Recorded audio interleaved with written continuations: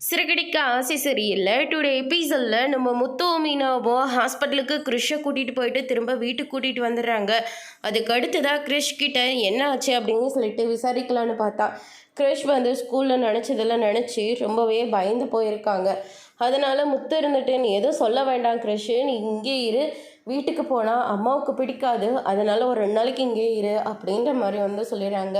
இங்கே பாரு, மாமா இருக்காங்க, பாட்டி இருக்காங்க, எல்லாரும் இருக்காங்க, உன்னை நல்லபடியாக பார்த்துப்பாங்க அப்படின்ற மாதிரி வந்து சொல்கிறாங்க.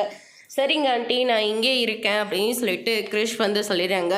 அதுக்கு அடுத்து தான் நம்ம சீதா இருந்துட்டு, மாமா இவன் ஸ்கூல்லேருந்து தானே வந்தான், அதனால ஸ்கூலில் இவனை தேடுவாங்கல்ல, நம்ம அவங்கக்கிட்ட விஷயத்த சொல்லணும்ல அப்படின்னு சொல்லிட்டு சீதா சொன்ன உடனே மீனா இருந்துட்டு, ஆமாங்க எனக்கு அந்த ஸ்கூல் தெரியும், வாங்க போகலாம் அப்படின்னு சொல்லிட்டு நேராக ஸ்கூலுக்கு போகிறாங்க. இன்னொரு பக்கம் ரோகிணி இருந்துட்டு கிறிஷை நினச்சி ரொம்பவே ஃபீல் பண்ணி அழுந்துட்டுருக்காங்க. இப்படியே அழுந்துட்டு இருந்தால் என்ன அர்த்தம், எதுக்காகவும் ஃபீல் பண்ணாத ரோகிணி, கண்டிப்பாக கிறிஷ் வந்து கிடச்சிருமா அப்படின்ற மாதிரி வந்து சொல்லிடுறாங்க. முத்தோட கார் பார்த்த உடனே போய் கார்க்குள்ளே போய் மறைஞ்சிக்கிறாங்க. அதுக்கு அடுத்ததாக கிறிஷை பற்றி இவங்களுக்கு ஏதோ ஒன்று தெரிஞ்சிருக்கு, அதனால தான் இவங்க இங்கே வந்திருக்காங்க அப்படின்னு சொல்லிட்டு ரோகிணி வந்து கெஸ் பண்ணுறாங்க.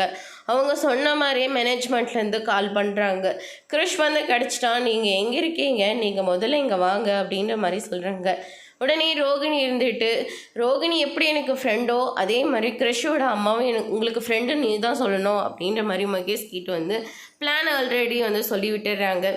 நீங்கள் எப்படி இங்கே அப்படின்னு சொல்லிட்டு கேட்கவும், ரோகிணி எப்படி எனக்கு வித்யாவும் ஃப்ரெண்டோ அதே மாதிரி கிறிஷோட அம்மாவும் ஃப்ரெண்டு, பார்த்தியா மீனா எல்லாம் சுற்றி முற்றியும் பார்லரமாக சுற்றியே வருது அப்படின்னு சொல்லிட்டு முத்து ஒரு பக்கம் சொல்லிடுறாங்க. கிறிஷை கண்டிப்பாக நாளைக்கு நாங்கள் கூட்டிகிட்டு வந்துடுவோம் அப்படின்ற மாதிரி வந்து சொல்கிறாங்க. இல்லைங்க, நீங்கள் இப்போ கூட்டிகிட்டு வாங்க, இல்லாட்டி கிறிஷோட அம்மாவுக்கு என்னால் பதில் சொல்ல முடியாது அப்படின்ற மாதிரி வந்து சொல்கிறாங்க. அவன் ரொம்பவே பயந்து போயிருக்காங்க, அதனால் இப்போதைக்கு வேண்டாம், நான் கண்டிப்பாக கூட்டிகிட்டு வந்து விட்டுறேன் அப்படின்னு சொல்லிட்டு மீனாவும் முத்து வந்து சொல்லிடுறாங்க. ரோகிணிக்கு கால் பண்ணி விஷயத்த வந்து சொல்கிறாங்க. ரோகிணியும் சரி வேறு வழி இல்லைன்றதுனால சரி ஓகே பரவாயில்ல இருக்கட்டும், நாளைக்கு கண்டிப்பாக கூட்டிகிட்டு வந்து சொல்லு அப்படின்ற மாதிரி ரோகிணி கிட்ட வந்து சொல்லிடுறாங்க. அதுக்கு அடுத்ததான் மீனாவும் முத்து இருந்துட்டு அவங்களுடைய அட்ரஸை வந்து கொடுத்துட்டு அங்கேருந்து கிளம்புறாங்க. நீங்கள் பண்ணியிருக்கிறது மிகப்பெரிய உதவி அப்படின்னு சொல்லிட்டு அந்த மேனேஜர் வந்து சொல்லிடுறாங்க. அதுக்கு அடுத்ததாக வந்து பார்த்தீங்கன்னா வீட்டுக்கு போனோடனே சூப்பராக வந்து ஒரு பிளானை போடுறாங்க. அந்த கிறிஷோட அம்மா என் ஃப்ரெண்டு தான், அவங்க கிறிஷ் மீனாவும் முத்துவும் கிறிஷோட விஷயத்தில் தலையிட வேண்டாம், அப்படி மீறி தலையிட்டாக்க கோர்ட்டு கேஸுன்னு போக வேண்டியதாக இருக்கும்னு சொல்லி மிரட்டுறாங்க. எதுக்காக இவங்களுக்கு இந்த தேவையில்லாத வேலை அப்படின்னு சொல்லிட்டு ரோகிணி வந்து சொல்லிடுறாங்க. ஆனால் இருந்தாலையும் கிறிஷை பற்றி கொஞ்சமாவது கவலைப்பட்டிருந்தா கூடவே அவனை கூட்டிகிட்டு போயிருக்கணும், இல்லை அவங்க பாட்டிக்கிட்டையாவது விட்டுருக்கணும். ரெண்டுமே இல்லாமல் அவனை கூட்டிகிட்டு போய் யாரோ மாதிரி விட்டதுனால அவன் ரொம்ப பயந்து போயிட்டான். மீனாவும் முத்து பண்ணது சரிதான் அப்படின்னு சொல்லிட்டு நம்ம ஸ்ருதியும் ரவியும் வந்து சொல்லிடுறாங்க. அதுக்கு அடுத்ததான் மீனாவும் முத்துவும் விஷயத்த சொல்கிறதுக்குள்ளேயே அண்ணாமலை இருந்துட்டு, நீ இனிமேல் அவங்க விஷயத்தில் நீ தலையிடாத அப்படின்ற மாதிரி சொல்கிறாங்க. அப்பா அம்மா இல்லாத கஷ்டத்தை இன்னொரு பையன் என் கண்ணு முன்னாடி பரவாத நான் எப்படிப்பா அனுமதிப்பேன் அப்படின்ற மாதிரி முத்து வந்து சொல்லிடுறாங்க.